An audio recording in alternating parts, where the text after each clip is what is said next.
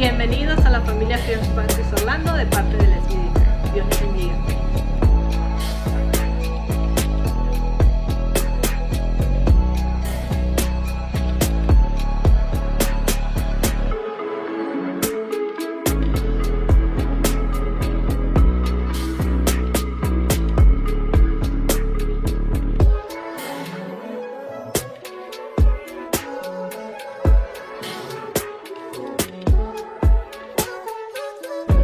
Hola, bienvenidos y a los futuros capellanes de First Baptist.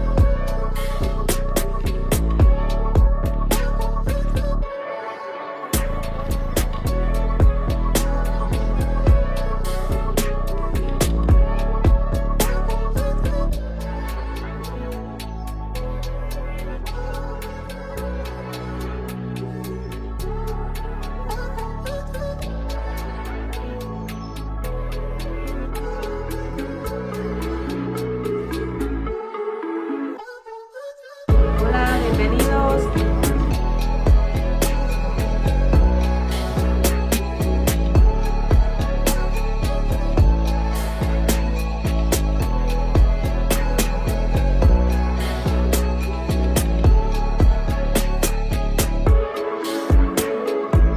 Hola. Bienvenidos.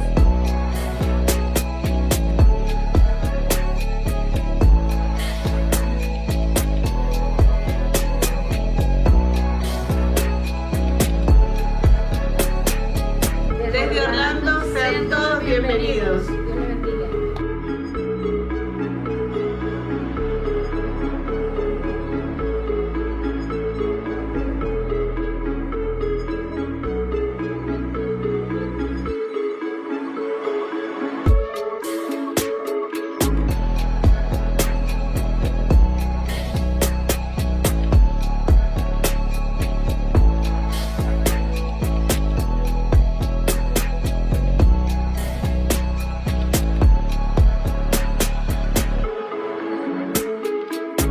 De parte de Kids Ministry, bienvenidos.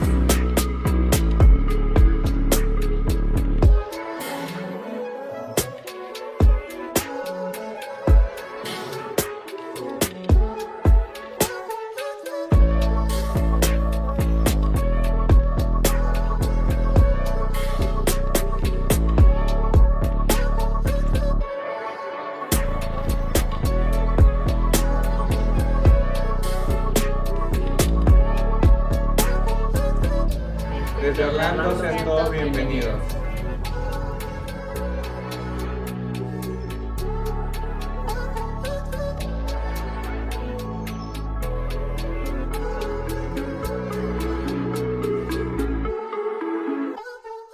Queremos darte la más formal bienvenida, la más cordial bienvenida a este servicio online internacional durante 2023. Estamos muy emocionados con lo que Dios va a hacer este año con nosotros y particularmente con el servicio online internacional.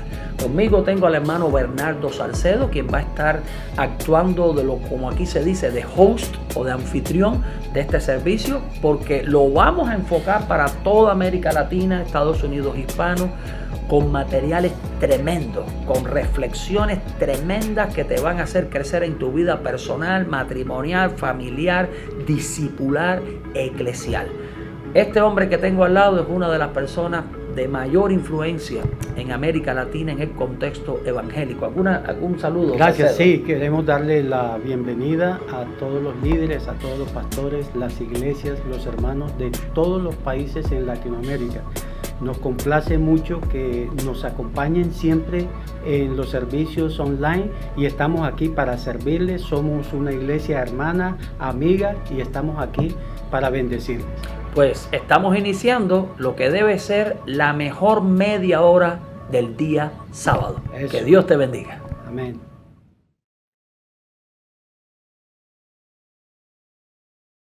Damos gracias a Dios por otra oportunidad que nos da de compartir el mensaje de su palabra en el contexto de este servicio online internacional.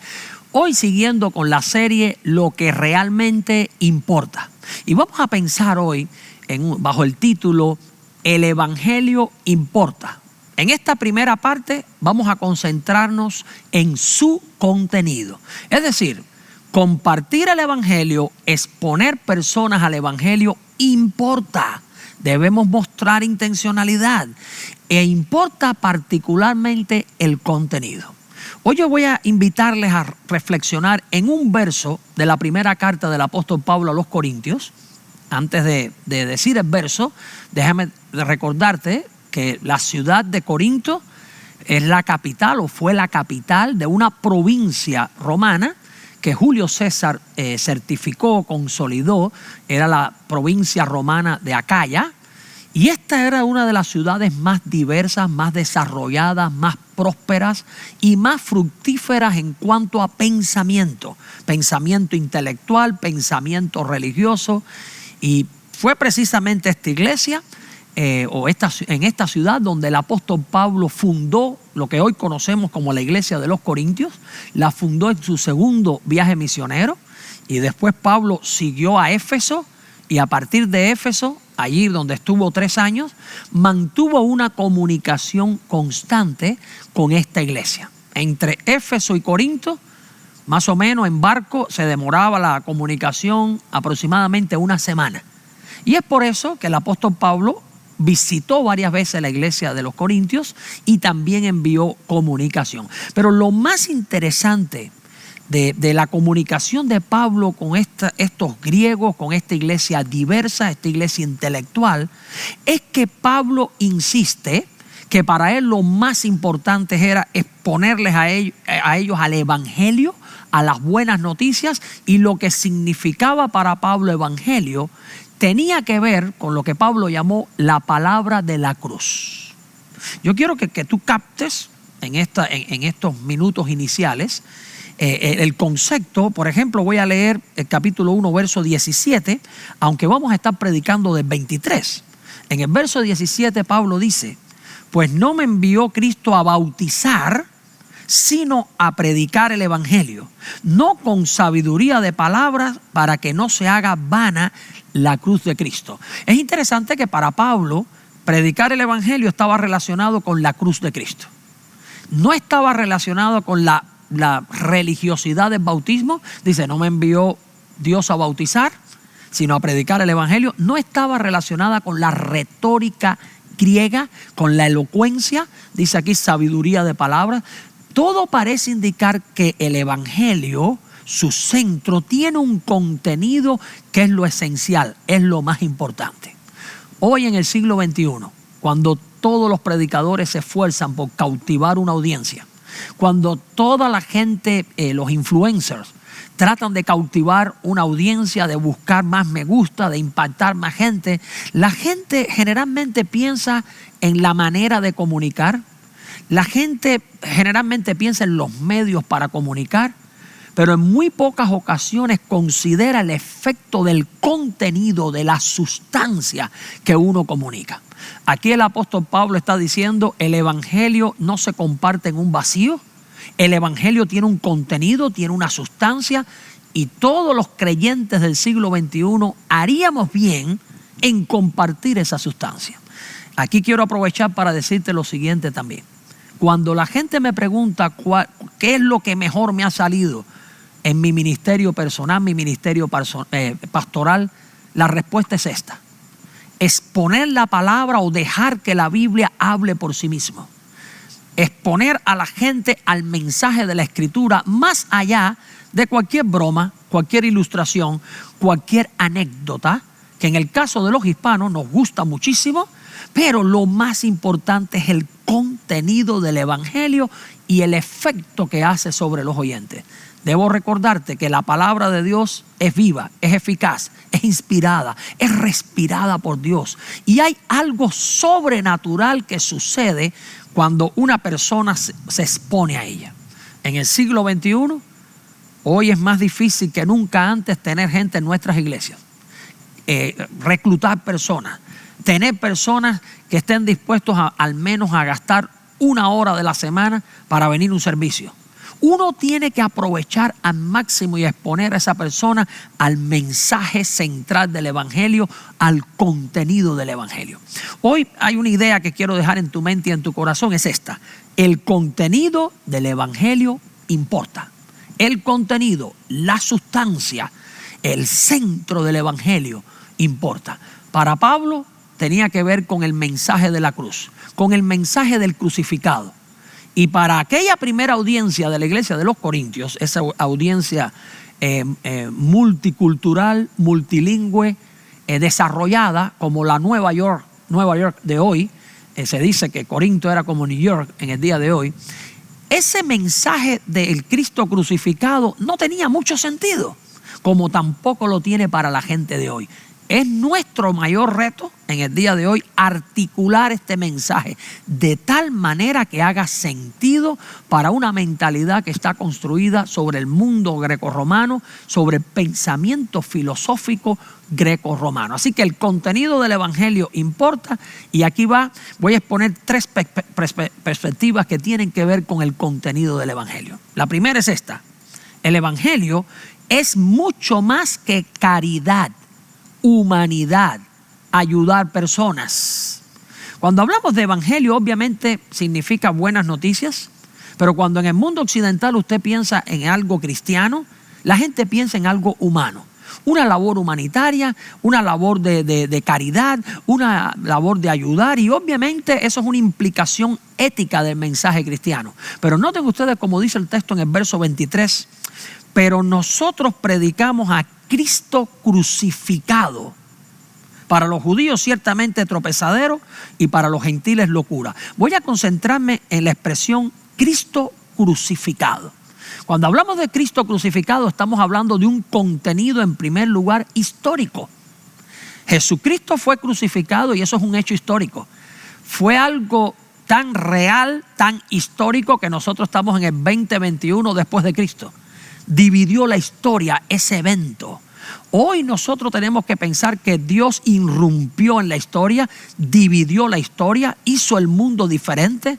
Si Cristo no hubiera irrumpido, si Dios no hubiera irrumpido en Cristo, nuestra historia sería totalmente diferente. Nuestra manera de vivir, de pensar, sería totalmente diferente. El contenido del Evangelio importa, hay un hecho histórico. Al mismo tiempo, ese hecho histórico tiene una interpretación teológica. Es un hecho teológico que Cristo murió por nuestros pecados. Hoy en día hay que explicar a la gente, hay que buscar las palabras adecuadas para decir a la gente que nosotros en lo moral estamos con deficiencia. Nosotros en lo moral estamos caídos. Nosotros nos desarrollamos en la vida como seres rotos en lo emocional, rotos en lo espiritual, carentes en lo ético. La Biblia lo recoge de esta manera: ¿quién es el hombre que siempre haga lo bueno y nunca peque? Por cuanto todos pecaron, están destituidos o fuera de la gloria de Dios. No hay justo ni aún uno. Y todos los seres humanos sabemos que fallamos, que hemos fallado, que fallamos y que fallaremos. Pero el evento de la cruz, el significado teológico es que Dios mismo envió a su propio Hijo para cargar sobre Él lo que nosotros teníamos que pagar. Hay un significado teológico, hay un contenido en las buenas noticias del Evangelio. Ocurrió un evento histórico que cambió la historia y nos asegura a nosotros el futuro. Ese evento histórico tiene un significado teológico, fue por nuestros pecados. Y ese evento histórico con significado teológico tiene una connotación o un resultado o consecuencias éticas. Cuando usted y yo abrimos con fe el corazón y permitimos que venga Dios a nuestras vidas, venga el Espíritu a nosotros, hay una transformación de vida extraordinaria que tiene una connotación ética en la manera en que nos proyectamos. No nos transformamos nosotros a nosotros mismos. Hay un cambio, hay una regeneración, una nueva vida surge. Ese es el contenido del Evangelio. Ese es el contenido de la cruz de Cristo. Hoy en día, en el siglo XXI, más allá de la caridad, más allá de la ayuda, más allá de las palabras de autoayuda, tenemos que hablar que hay una realidad Dios se hizo hombre, Jesucristo murió por nosotros, Jesucristo resucitó. El fenómeno del domingo cristiano existe por la muerte y resurrección de Cristo. Jesucristo vive, es una realidad, su Espíritu todavía nos renueva, nos regenera, nos transforma. Así que el contenido del Evangelio importa, en primer lugar, pensando que es mucho más que caridad. En segundo lugar, el contenido del Evangelio importa porque es mucho más que religiosidad. Ya cité en verso 17, donde Pablo dijo, no me envió Dios a bautizar. Y es interesante que Pablo no está enseñando aquí algo contra el bautismo, sino contra la religiosidad, la mera religiosidad. El bautismo era el último ritual que tenían los hebreos, los judíos, para aceptar un nuevo prosélito. Y aquí en el texto, cuando usted analiza la parte B, voy a leer nuevamente el texto, en el verso 23 dice, pero nosotros predicamos a Cristo crucificado, para los judíos ciertamente tropezadero. Pablo comenzó la iglesia de los Corintios en una sinagoga, hablándole a judíos. Después, cuando fue rechazado, comenzó a hablarle a los griegos. De tal manera que estableció como una casa culto, dice, en un hogar cercano a la sinagoga. De esa manera, la iglesia estaba formada por judíos y también por griegos. Nuevamente, Corinto era como New York hoy. Tenía judíos, tenía griegos, tenía orientales, era algo muy diverso. Pero cuando aquí habla Pablo a los judíos, dice que el mensaje del evangelio es tropezadero a ellos. La palabra que se usa es la palabra que en español sería escándalo. De donde viene es escandalizo, donde viene escándalo para nosotros. Para los judíos era un escándalo. Ellos se concentraban en la religiosidad que implica ceremonia, que implica guardar leyes, guardar rituales. Pablo decía, el evangelio es más que alimentar la religiosidad de la gente. Es más que alimentar una supuesta manera de las personas para relacionarse con Dios. No hay tal cosa como una manera humana de relacionarse con Dios. Dios es el que ha establecido una manera, Él lo ha hecho para relacionarse con nosotros. La única manera es por fe, es confiar en lo que Dios ha hecho, en lo que Dios ha hecho en Cristo. Así que para los judíos dice que era como una piedra de tropiezo. Se usa un vocabulario del profeta Isaías, donde se dice que el Mesías iba a representar como una piedra de tropiezo para el pueblo judío. Para algunos, que llama Isaías el remanente, ese Mesías iba a representar una piedra de refugio o santuario. Pero para otra gente que estaba concentrado más en religión, alimentar religiosidad a través de ceremonias, Jesús iba a representar una piedra de tropiezo, un obstáculo. Y es interesante que el Nuevo Testamento dice que esa piedra, cabeza de ángulo, desechada por los edificadores, ha venido a ser el centro de la verdad para los seres humanos. El evangelio no tiene que ver con religiosidad, con ceremonia. Tiene que ver con una esencia salvífica, con una sabiduría que viene del corazón de Dios. Una de las cosas que más me molesta a mí como pastor en el diario es entender mi ministerio como correr servicios internamente. Dios no nos ha llamado a nosotros los creyentes a correr servicios para alimentar la religión de la gente. Dios nos ha llamado a nosotros a conocerle profundamente, a vivir la conexión con Él con toda pasión, de tal manera que podamos impactar a los demás, de tal manera que podamos ser partícipes de esa misión de Dios de bendecir a todas las familias de la tierra.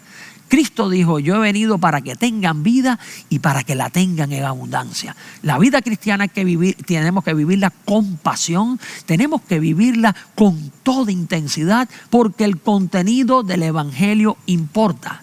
El contenido no es religiosidad, el contenido es salvífico, es ampliar horizontes, es abrir puertas. Así que primeramente es mucho más que caridad, en segundo lugar es mucho más que religiosidad, en tercer lugar el evangelio es mucho más que intelectualidad. En el verso 17, que hemos usado paralelo al verso número 23, Dice Pablo que él no predicó el evangelio a la gente en Corinto con excelencia de sabiduría humana. Si usted lee los versos previos, dice que en Corinto habían surgido facciones. Y las facciones o partidismo venían porque en el mundo griego había competencia en la retórica, en los debates públicos. Y la mente griega le daba un valor tremendo a la manera de comunicar. Si la manera de comunicar era efectiva, era elocuente, entonces levantaba un número de seguidores esa persona. Todo parece indicar que incluso Apolo, que en el libro de Hechos se dice que llegó a Corinto cuando Pablo se iba, este hombre que venía de Alejandría, judío que había sido formado en el centro cultural de aquel momento, que era Alejandría, él era elocuente, dice la Biblia, era una gente de una retórica tremenda. Él hizo un impacto en alguna gente mayor que incluso el que había hecho Pablo. Y los seguidores comenzaron a comparar a Apolos con Pablo. Yo soy de Apolo, otro es de Pablo, e incluso entonces con Pedro, los judíos. Esa es una cosa interesante que Pablo se para frente a esta proyección de intelectualismo y dice: a mí el Señor no me envió a predicar con una elocuencia de palabras. Ese no es el contenido, esa es una manera superficial. Hay algo mucho más profundo.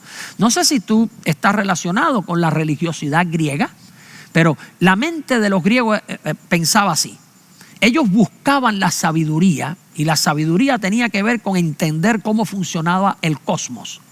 Si ellos entendían cómo funcionaba el cosmos o mundo o universo, entonces ellos sabían cómo controlar el universo y de esa manera ellos se parecían más a los dioses.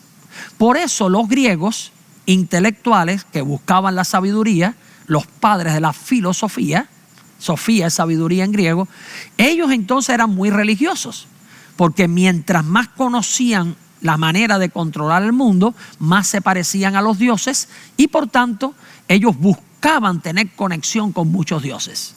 Antes de llegar a Corinto, Pablo estuvo en Atenas, habló en el Areópago y él se fijó que había muchos monumentos a muchos dioses. Incluso había un monumento al Dios no conocido, porque los griegos estaban buscando todas las alternativas intelectuales para conocer mejor cómo funcionaba el mundo, para poder controlarlo y de esa manera parecerse a los dioses. Esa es la religiosidad griega. Hoy en día, en el siglo XXI, aquí en Estados Unidos, nosotros nos parecemos muchísimo a los griegos. Queremos conocer más, queremos tener más control sobre todas las cosas. El ser humano es así en la mentalidad occidental, pero eso te lleva a una religiosidad que en última instancia es ignorancia, porque no se trata de lo que tú puedes controlar del mundo, se trata de lo que Dios ha revelado, manifestado en Cristo Jesús. El evangelio es mucho más que intelectualidad, es mucho más que conocimiento meramente humano. Es conocer algo que Dios ha revelado, es confiar en una verdad que Dios ha transmitido y que puede parecer algo absurdo a la mentalidad occidental greco-romana. Por eso el texto termina diciendo: y para los gentiles, locura. Para la gente del mundo occidental, para la gente del tiempo de Pablo, para la gente del tiempo de hoy, la palabra de la cruz, el Cristo crucificado, puede parecer algo absurdo. ¿Cómo alguien que murió en una cruz puede ser fuente de poder, de transformación y de seguridad? Pero ahí está la gran paradoja del mensaje cristiano. Lo que aparentemente es débil se convirtió en lo más extraordinario y fuerte que puede tener una persona durante toda su vida terrenal. Quiera Dios que tú valores profundamente el contenido del evangelio. Si tú eres un líder de iglesia, si tú eres un pastor, quiera Dios que te apegues a este libro de tal manera que cuando lo comuniques el contenido que esté aquí, que dejes hablar a este libro más que usar una retórica, una comunicación con técnicas que al fin y al cabo quedan en la superficie, pero no hacen un gran impacto. Si dejas que este libro hable, las vidas van a ser transformadas. Yo termino diciéndote esto. En este momento yo estoy terminando un programa doctoral que su eje central es Biblia. Y te puedo decir, no hay satisfacción más profunda para el alma humana que leer, aprender, conocer de este libro. Este libro es palabra de Dios. Este libro, cuando tú lo aprendes, aquí estamos hablando del evangelio sólido, la palabra de la cruz que transforma los corazones. Quiere el Señor que valores profundamente el contenido del evangelio y que puedas expresarlo, que puedas compartirlo en tu vida diaria, en tu vida privada, en tu vida pública. Es nuestro mayor deseo, el de First Baptist Orlando en español y el mío en particular, que Dios te bendiga ricamente.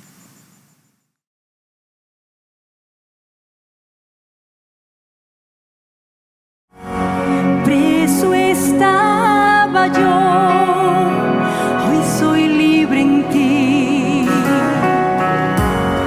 Ciego estaba y me perdí, hoy puedo ver. Aleluya, aleluya. Con testimonios mi Dios sigue obrando hoy.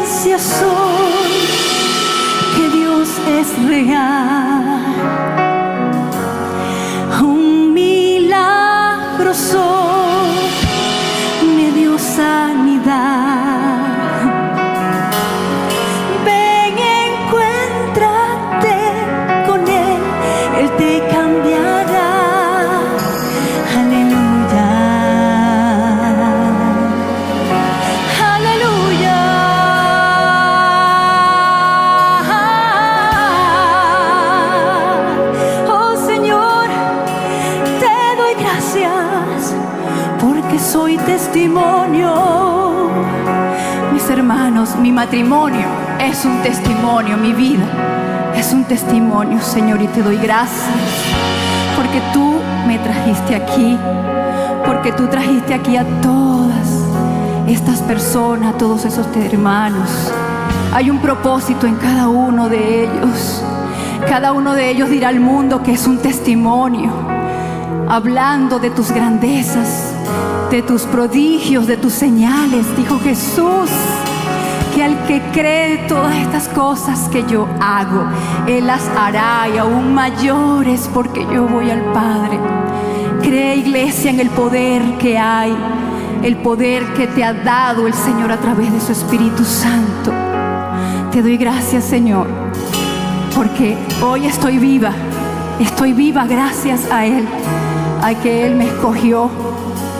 Te doy gracias, Señor, porque tú escogiste mi familia, mi esposo, nuestros hijos. Tú dices en tu palabra que cree en Jesús y tú, tu familia serán salvos, y te doy gracias porque nos has escogido, Señor. Amén. Gracias, Padre.